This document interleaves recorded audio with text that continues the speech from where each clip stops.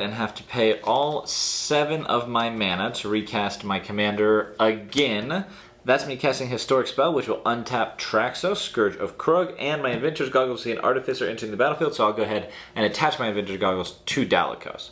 Now Traxos is equipped with the Stitcher's Graph, so he has flying, and I'm going to go ahead and swing for 10 in the air at you because you killed my commander again. And then unfortunately after that I'll have to pass turn. Great, then I'll go ahead and untap and draw. And I'll play a Mountain for turn, and then I think I will just leave my mana up and pass. Great. Well, I have been having pretty bad luck with my draws, so we'll see what I can do this turn. I'll draw. I guess you got all that mana up, and I don't know what you're going to do with it, so I'll pay 3 mana.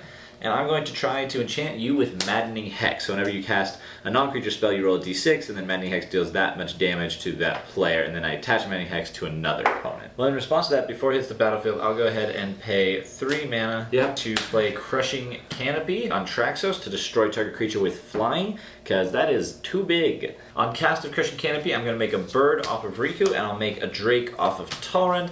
And then in response to my creatures entering the battlefield, I guess I'm going to pay 1 and then 4 into the X to play Mishra's Command, choosing 2 of the modes. I'm going to choose to have it deal X damage to target creature, so I'll do 4 to Amanatu, and I'll have a target player discard cards and then draw that many cards. So I'm going to discard 2 cards, and then I'll draw 2 more cards. I'll create 2 more drakes and 2 more birds. You know, honestly, that could have gone a lot worse for me. I'll pass turn.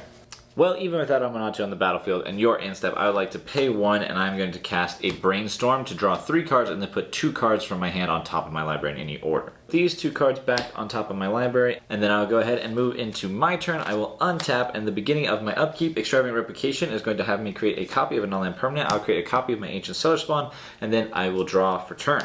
This would have been a lot better if I could cast it for discount, but instead I'm going to pay full price all of my mana for a 1 with the Multiverse. So I may look at the top card of my library anytime. I can cast spells and play lands off the top of my library, and once during each of your turns you may cast a spell from your hand or the top of your library without paying its mana cost. So I'm now going to cast the other card that I put on top of my library, which is a Demon of Fate's Design. Now this costs 6, but I cast it for free, so both of my Ancient Stellar Spawn will see the difference on what it cost and what I paid, and you'll each lose 12. And then the Demon of Fate's Design has this cool ability where once a turn, I may cast an enchantment spell by paying life equal to its mana value rather than paying its mana cost. So I'm going to go ahead and pay 7 life for the Access Maze side of this room, and it says once during each of your turns you may cast a spell from your hand by paying life equal to its mana value rather than paying its cost. You might see a theme here. Now both of my Ancient Stellar Spawns are going to see me not paying the 7 mana for this, and you'll each lose another 14 life, and then using the Access Maze, I'm going to pay 8 life, bringing me pretty low as well, to play Amanatu's Augury for 8, and you'll each lose another 16. Do I need to resolve this? Is anybody still alive? Nope, I think that'll do it.